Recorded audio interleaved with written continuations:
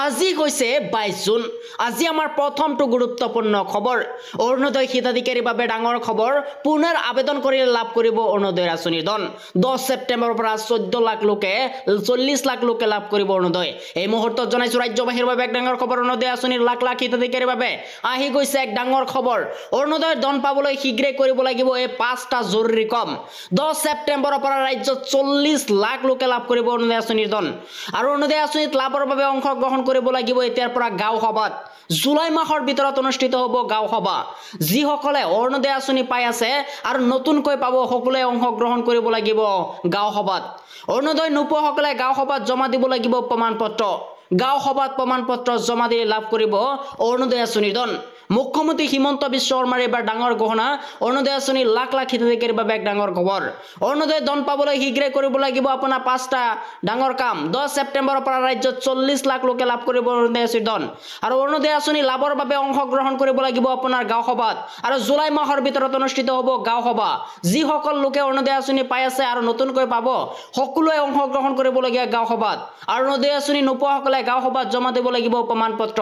আৰু গাঁও সভাত প্ৰমাণপত্ৰ জমা দিলে লাভ কৰিব অৰুণোদয় আঁচনিৰ ধন।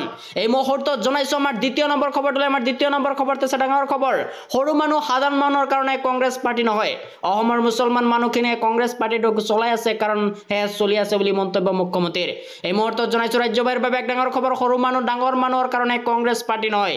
অসমৰ মুছলমান মানুহখিনিয়ে কংগ্ৰেছ পাৰ্টিটোক চলাই আছে কাৰণে কংগ্ৰেছ পাৰ্টি চলি আছে। আৰু অসমৰ এটা বিশেষ ধৰ্মৰ মানুহে ভোট দিয়ে কাৰণে কংগ্ৰেছ পাৰ্টিটো চলি আছে। নহ'লে সাধাৰণ মানুহ কোনেও কংগ্ৰেছত ভোটেই নিদিয়ে। আৰু অসমৰ মুছলমানে ভোট নিদিওঁ বুলি ক'লে কংগ্ৰেছে এটাও ভোট নাপায়। আৰু অসমৰ মুছলমান মানুহখিনিয়ে কংগ্ৰেছ পাৰ্টিটোক চলাই আছে কাৰণে চলি আছে বুলি মন্তব্য। যিদিনাখন মুছলমানখিনিয়ে নচলাই বুলি ভাবে সেইদিনাখনে নাইকিয়া হৈ পৰিব কংগ্ৰেছ। বাকী কোনো কংগ্ৰেছৰ সমৰ্থন নাই। মুখ্যমন্ত্ৰী হিমন্ত বিশ্ব শৰ্মাৰ এক ডাঙৰ মন্তব্য। সৰু মানুহ ডাঙৰ ধৰণৰ মানুহৰ কাৰণে কংগ্ৰেছ পাৰ্টি নহয়। অসমৰ মুছলমান মানুহখিনিয়ে কংগ্ৰেছ পাৰ্টিটোক চলাই আছে কাৰণে চলি আছে বুলি মন্তব্য।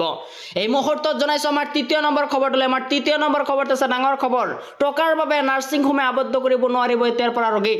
22 জুনত মুখ্যমন্ত্ৰীয়ে মুকলি কৰিব ফোন নম্বৰ। এই মুহূৰ্তত জনাইছো ৰাজ্যবাসীৰ বাবে এক ডাঙৰ খবৰ। টকাৰ বাবে নাৰ্ছিং হোমে আবদ্ধ কৰিব নোৱাৰিব এতিয়াৰ পৰা ৰোগীক। 22 জুনত মুখ্যমন্ত্ৰীয়ে মুকলি কৰিব ফোন নম্বৰ। অভিযোগ দিলে জেল যাব নাৰ্ছিং হোম কৰ্তৃপক্ষই। টকা নথকাৰ বাবে ৰোগীক অতিৰিক্ত দিন দিব লাগিব, বাধ্য কৰিব নোৱাৰিব। আৰু অভিযোগৰ বাবে মুকলি কৰা হ'ব হেল্পলাইন নম্বৰ। আৰু কোনো ব্যক্তিগত হাস্পাতালে এই কাম কৰিলে হেল্পলাইনত দিব পাৰে অভিযোগ। আৰক্ষীয়ে গৈ উদ্ধাৰ কৰি লৈ আহিব ৰোগীক। আৰু একাংশ ব্যক্তিগত হাস্পাতালে নিজৰ খেয়ালকুচি মতে ক্ষমতাৰ অপব্যৱহাৰ কৰে। আৰু তেনে ব্যক্তিগত খণ্ডৰ হাস্পাতাল পৰিব এতিয়াৰ পৰা বিপদত। টকাৰ বাবে নাৰ্ছিং হোমে আবদ্ধ কৰি ৰাখিব নোৱাৰিব ৰোগীক।